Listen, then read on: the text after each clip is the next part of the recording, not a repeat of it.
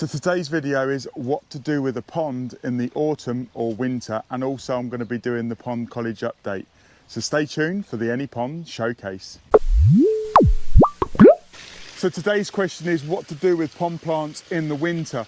Well, this time of the year we're coming into the autumn winter months, and what we're doing is we're preparing the pond for that season. What you need to do with pond plants is just give them a tidy up. It's all about the 4 Ds: the dead, the dying, the diseased, and then detail. So if something's growing too straggly, remove it. So what to do with pond plants at the moment: give them a tidy up, give them a little bit of TLC before it gets too cold. Regular viewers will know that we've done some work on this. So we've given the pond a general tidy up, and you'll see on the screen now of us coming in and cutting back plants. This time of the year it's getting cool. I've got my winter suit on, so now we need to start putting in the cold water beneficial bacteria. The beneficial bacteria that you're putting in the ponds, it does change slightly.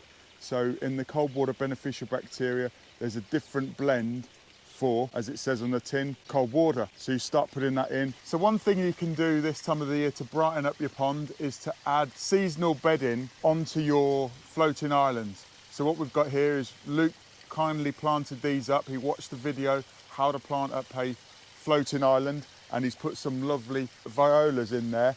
It's just an experiment to see which plants will do the best.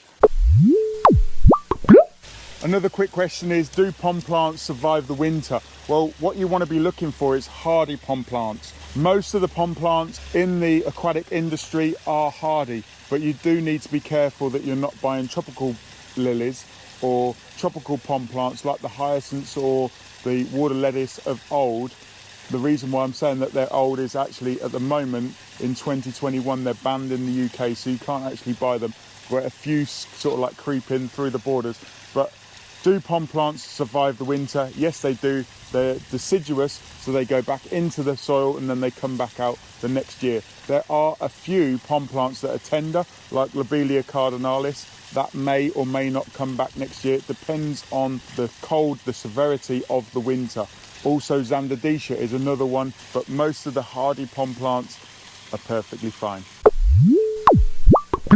So this week I was asked what pond plant should I be planting now and what should I be avoiding doing now to the pond. Well, the first thing you need to be avoiding is putting in any fertiliser. Pond plants are going into the ground or into the rhizome. They don't want to be being fed. So don't touch your water lilies this time of the year.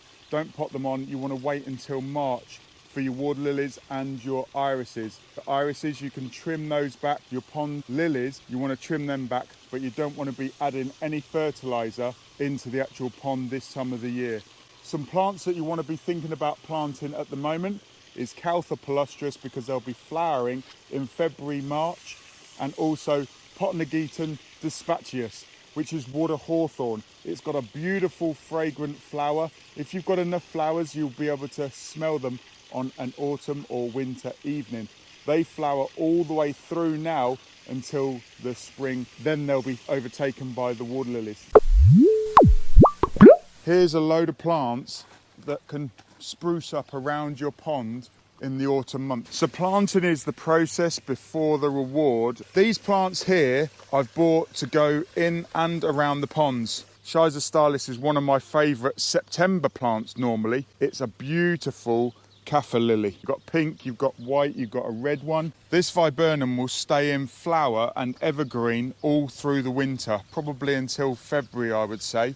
I've also got a mahonia. This is a new mahonia for me, very much more a compact mahonia.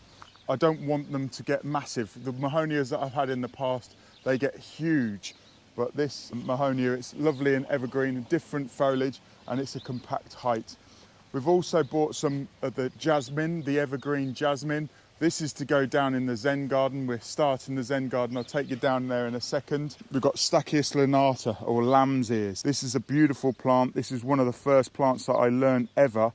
The first 10 plants that I identified when I was starting my horticultural training. So you have a look at these. These are like a ball on a Christmas tree. So this is Calicarpa. They stay this real lovely purple bulbils for the whole of the winter, as long as it's not in an exposed site. If it's an exposed site, the berries actually fall off with the wind. So there's a number of things that you can do to brighten up your pond. You can get some plants from the garden centre that are in season to go around the perimeter edge. You want to be protecting the pond from prevailing winds and leaves falling in the pond. You've got a surface skimmer there, you want to be emptying the basket. If you haven't got a surface skimmer and you've got lots of trees, you need to cover the pond with a cover net to stop those leaves from getting into the pond. If you think of leaves are algae food, and if you feed the algae, it's going to grow like crazy. So a lot of the time I go out to ponds and leaves are the biggest problem. So if you've got any hedges, if you've got any trees, trim the plants with the leaves on, so it's a lot easier than taking the leaves out of a pond. So a couple of people have asked me, why do you do this winter or autumn preparation work? Well, I do this time of the year, so then we get a real good show in the spring. It's all about the preparation now, planting spring bulbs, cutting plants back so you get that lovely fresh growth. So it's all about having a green thumb. If you want to leave your pond plants from an architectural point of view, if you want bulrushes or reed mace, the seed heads, to stay through that winter, just to keep that interest, I personally cut them down so they don't spread seed all over the place. Give the pond a chance to catch up through the winter and you'll be amazed in the spring.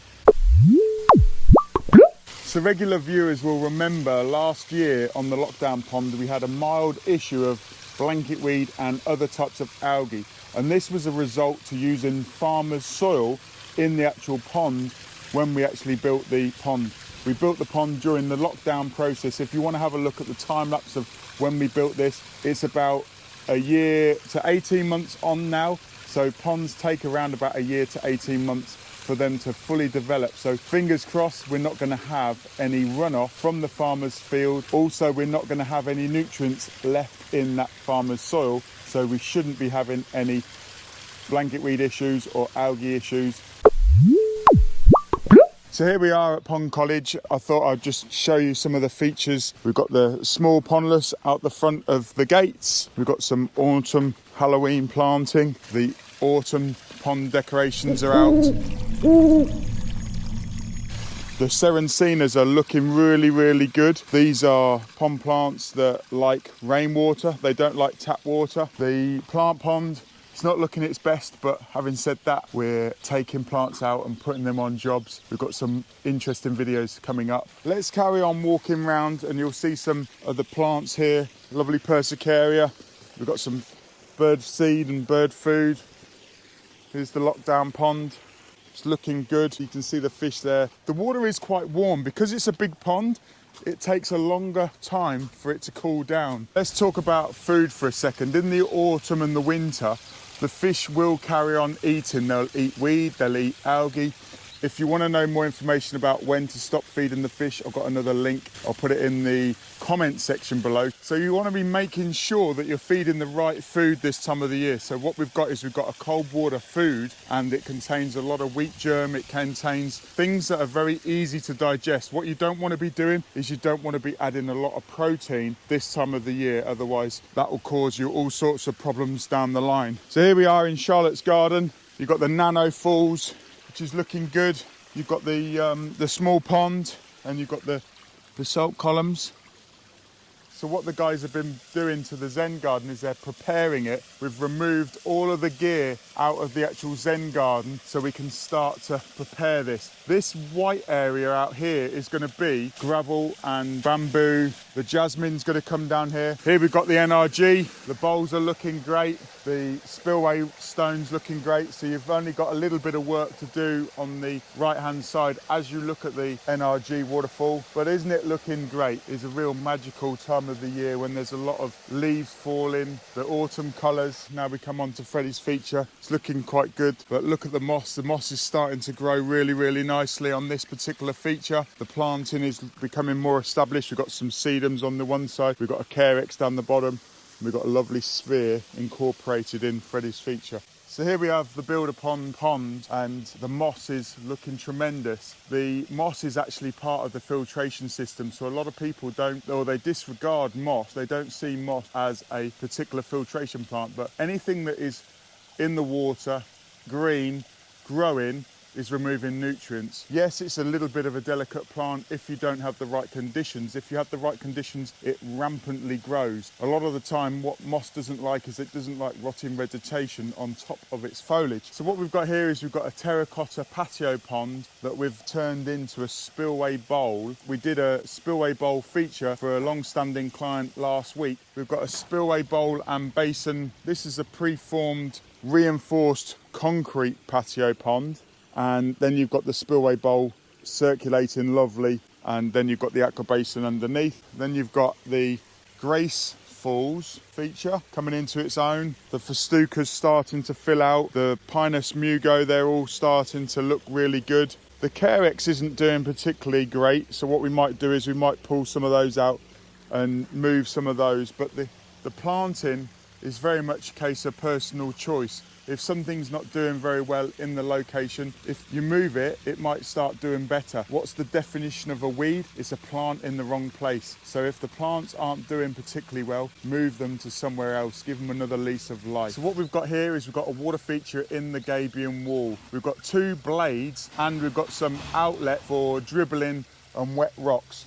What I've got on the top is I've got some spring bulbs that I'm going to get the guys to plant out. We've got some lovely iris. These are Dutch iris, these are bulb iris, and these are great for coming up in sort of like January, February time. We've got some crocus, we've got some more iris, and we've got some cyclamen. So planting autumn bulbs now for the spring is a good thing.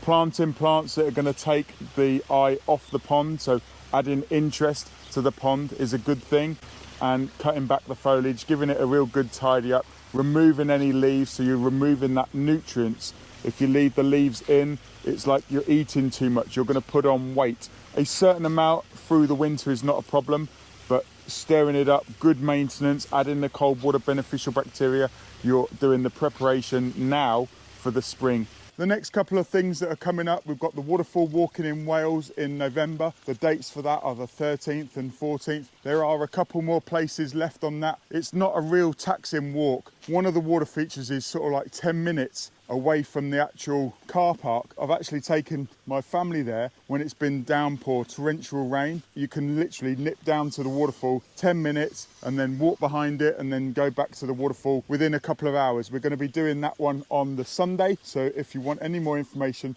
get in contact. And then we come over to the advanced build in December. Been having a lot of questions, Mark, what are you doing with the advanced build? Well, we're starting the preparations for working on a compact swim pond, but it may be that we don't have the materials. But if we do have the materials, we'll be creating a compact swim pond in this area right here. It means it will have a wetland filter at the top falling in to a compact swim pond about the same size as the lockdown pond. Then we'll have a negative edge that goes into a reservoir right here, and we'll be talking about water in motion. We'll be talking about a whole number of advanced things. So my name's Mark, the Pond Advisor, and I'm here to support you dream, plan and enjoy ponds and water features. If you've liked this video about what to do with your garden pond in the autumn and winter, put it in the comment section below. What do you do this time of the year to tidy it up, or do you put it to bed for the winter? Thanks for watching. I'll see you in another video.